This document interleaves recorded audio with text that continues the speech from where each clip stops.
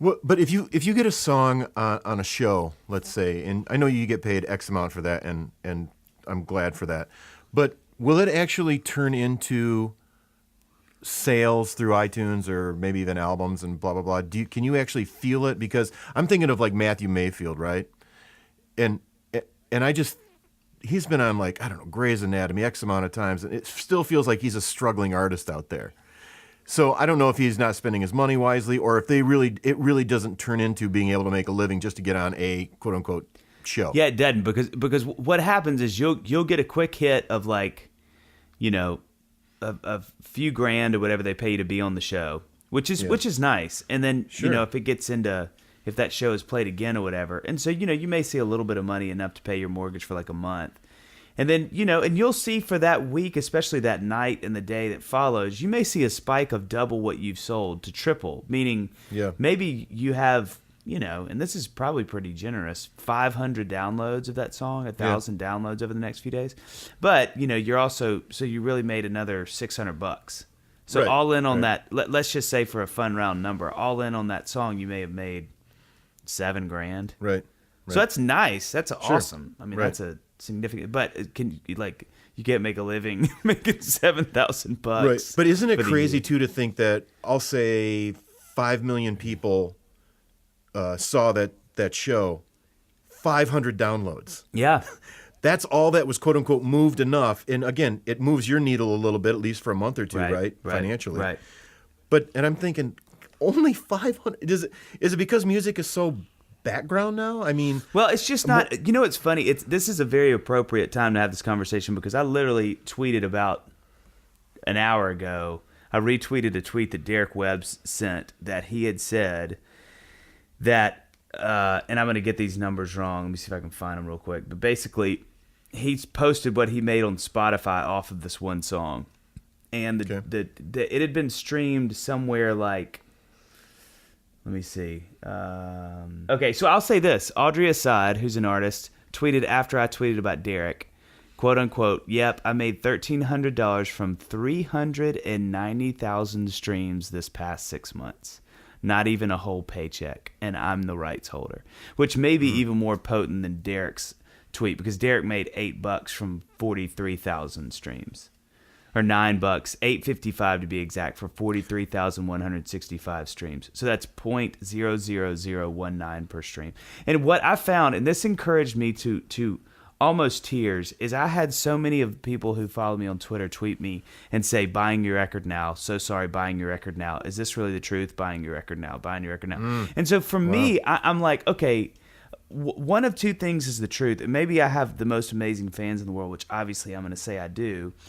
So it's either that and that people are going, wow, gosh, I didn't realize that. Or that maybe there's a combination of people going, you know, I like music, but because it's so available to me, I don't appreciate it like I used to. And I can tell you in my life, I already struggle with that already because I'm a paying member of Rhapsody. But the way that I use Rhapsody is I actually stream most records I already own and don't want to keep on my iPhone. Now that's so to me, I'm kind of tricking the system because I'm like, hey, you know, Ben Rector is a friend of mine. I have your record. I don't have it on my phone, so I'm actually just going to get on Rhapsody and listen to it. And you're actually getting paid again, and it's 0.02 cents. But, you know, like, so I'll do that, and then I'll preview things. And if I have a level of my own conscience that I go, okay, if I know I've streamed this more than once or twice, I'm buying it. Done.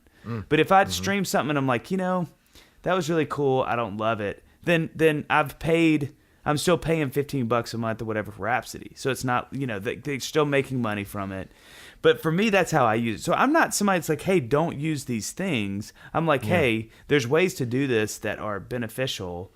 But people still got to make money for, I mean, like, you know, artists, like I think the thing that breaks my heart the most is I don't know that people don't understand that if this is a restaurant, if my music and my friends' music are restaurants, and you like our restaurant, but you don't eat at our restaurant, the restaurant will shut down. That is commerce. It's capitalism, and I participate in it freely and gladly. But that's how it goes. And I'm a fan of survival of the fittest. And so I feel like for me, look, if I'm not good enough to do this, then I shouldn't do it. I mean, and I'll grieve that and it'll make me sad. And thankfully I can do it right now. But I think the point that I was encouraged by with this Twitter session this afternoon was, man, maybe people just don't know. And that encourages me because I'm like, I'm kind of under the guise because I'm in the middle of it. I'm in the epicenter of this in Nashville, or at least one of the 5 in the world epicenters of the music industry. I'm like, oh, people know and they just don't care. And that really breaks your heart. But to see today, even from the 20 or 30 responses I had on Twitter, I was like, man, maybe there's hope in that people just don't know the facts. And once they do, they want to support those of us who are doing it, But it's such a grim proposition. Well, I'm just thinking about the restaurant, my favorite restaurants, whatever, right? But just for that day, there's a new restaurant opening, and they're saying, we've got free food down here for the day just so you can sample us, right? Yeah.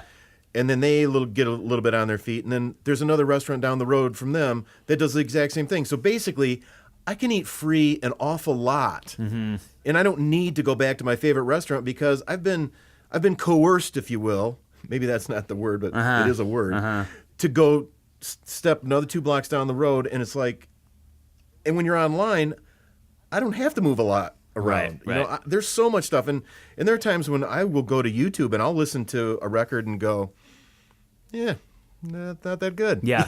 Oh yeah. And I didn't waste my money, and because for what it's worth, I've been around music my whole life, and I've dealt with record labels directly, and I think sometimes crap was put out and it sold millions. Yeah. And great stuff was put out, and it sold nothing. Yeah.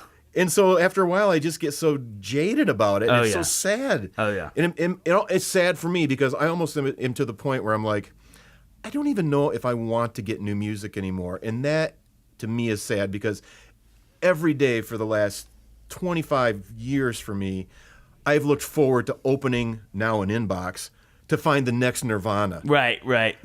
I really have. And now it's like I've opened up so many emails or packages that have been disappointed. And then finally I go, you know what? I'm good going back and listening to, Stone Temple Pilots, if that's what I want to listen to. Because it's a safe bet.